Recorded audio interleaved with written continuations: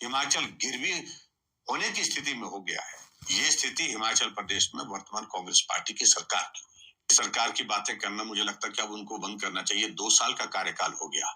यहाँ तो हिमाचल प्रदेश में आपकी सरकार में हिमाचल भवन जैसे जो हमारे बहुत सम्मान के जो जो जो जगह है, जो प्रॉपर्टीज हैं, वो नीलाम हो रही है, वो अटैच कर दी गई। इससे बड़ा दुर्भाग्य कोई हो नहीं सकता है।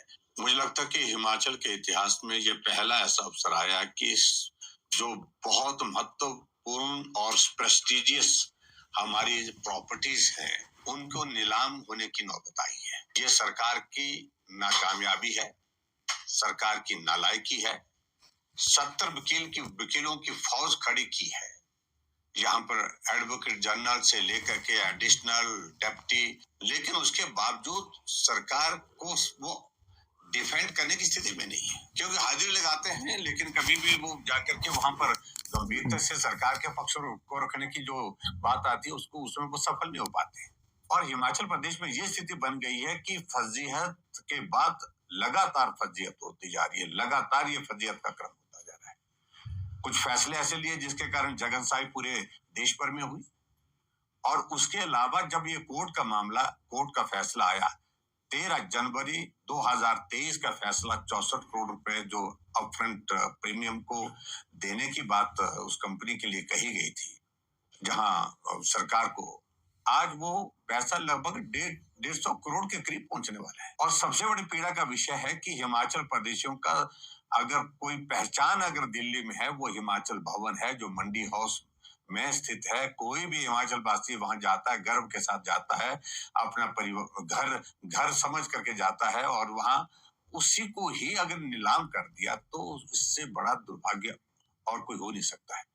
और आने वाले समय में इसी तरह के सरकार का ये दौर रहा तो मुझे लगता है कि कहीं सचिवालय को भी अटैच ना कर दे, कहीं विधानसभा को भी अटैच ना कर दे। ये स्थिति हिमाचल प्रदेश की आज की तारीख में बनी है।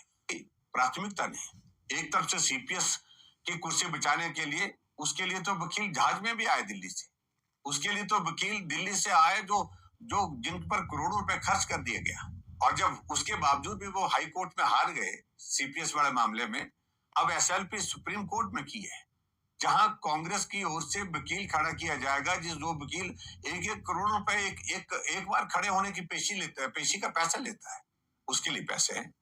लेकिन हिमाचल प्रदेश में जो है इस प्रकार के जो महत्वपूर्ण कोर्ट के फैसले आए हैं, उनको सॉल्यूशन, उनका समाधान निकालने के लिए सरकार के पास जो ना तो समय है, ना उस तरफ गंभीरता है, ना वो प्राथमिकता है। आखिरकार इस फैसले से सारा हिमाचल का नागरिक जो है आहत हुआ है, और इस फैसले की वजह से जो है, क्योंकि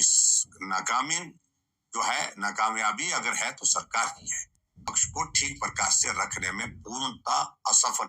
ने इस देश की एकता और अखंडता के लिए अपने प्राणों का बलिदान दिया।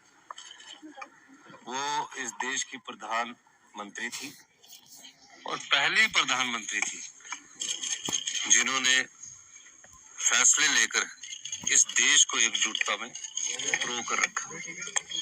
श्रीमती इंदिरा गांधी जी ने बैंकों का राष्ट्रीयकरण किया। श्रीमती इंदिरा गांधी जी ने जो बड़े बड़े जमींदार थे उस संबंध में कानून लाया, और जब उनकी हत्या हुई तो वो देश की पहली प्रधानमंत्री थी जिन्होंने इस देश की एकता और अखंडता के लिए अपने प्राणों का बलिदान दिया। कि कतरा भी अगर इस देश की एकता और अखंडता के लिए काम आए तो मैं हमेशा इस देश के लिए हमेशा अपनी जान देने के लिए भी तत्पर रहूंगा। ये उनकी नीतियों के अनुसार है। कहते हैं ना, उनसे पूछा जाना चाहिए कि 5 साल आपने इस प्रदेश की अर्थव्यवस्था का बेड़ा गर्क करने में कोई कसर नहीं छोड़ी है। तो उसके बाद आर्बिट्रेशन में गए, और मुझे आर्बिट्रेशन में ये कहना है कि आर्बिट्रेशन में सरकार के केसेस जीते नहीं है।